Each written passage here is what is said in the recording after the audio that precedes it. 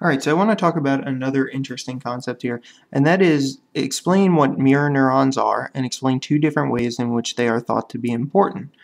Okay? Now, essentially, mirror neurons are involved in a lot of different things, but one of the main things mirror neurons do is they exist at this intersection between the visual system and the motor system, okay?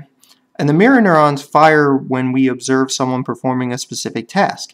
And the example I'll give is like scratching one's head, okay? Did you ever experience, maybe you have experienced this, someone scratching their head and you're looking at them and then suddenly you feel like scratching your head.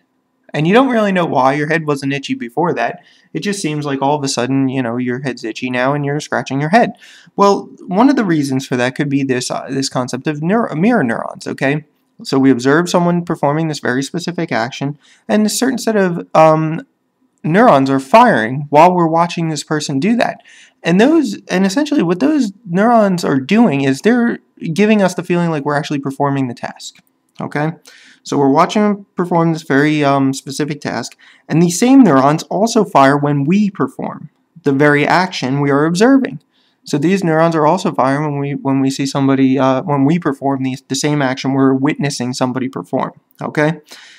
And this is why it is believed that mirror neurons play a role in procedural learning, okay? Procedural learning, you know, watching someone do something and then you attempting to do it yourself.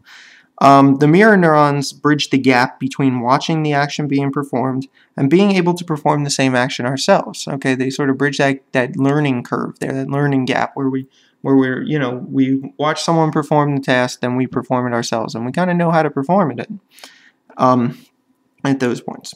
And the mirror neurons are also thought to play a role in empathy, okay? And that is the ability to sense how someone else is feeling. So, you know, another person is feeling, how another person is feeling based on certain cues, you know, such as facial expression or maybe their tone of voice or whatever. And we can and most of us every day we can kind of sense this, okay? It allows us to understand how other people are feeling, and then we can act accordingly, okay? We can provide sympathy, or we can provide empathy, essentially, you know, saying, I know how you feel, I've been there, I've gone through this, okay? And that's really interesting because there's this really interesting syndrome, and they had a great thing on the Science Channel about this syndrome. It's called Asperger's syndrome, okay? And these people tend to be, it's a form of autism, basically. And these people tend to be very, very smart with analytical skills. You know, they're able to do puzzles very well. They're able to do calendar counting. You know, they could tell you your birthday 20 years from now, or they're able to put together really complex machinery, and they have no real training in this area. They just kind of, their brain is wired this way to do this. But the problem with this syndrome, okay, this Asperger's syndrome, is that they have a developmental disorder that severely impairs their social skills, okay? And that's where they think this mirror neurons process is actually important, okay? Because these people are unable to feel empathy. It's like they can't sense what's going on. It's like they'll say things. They'll say things when they know they shouldn't. Like if somebody's feeling sad, they won't understand why they're feeling sad. They won't be able to make that connection, that, you know, and have that empathy for that person. Okay?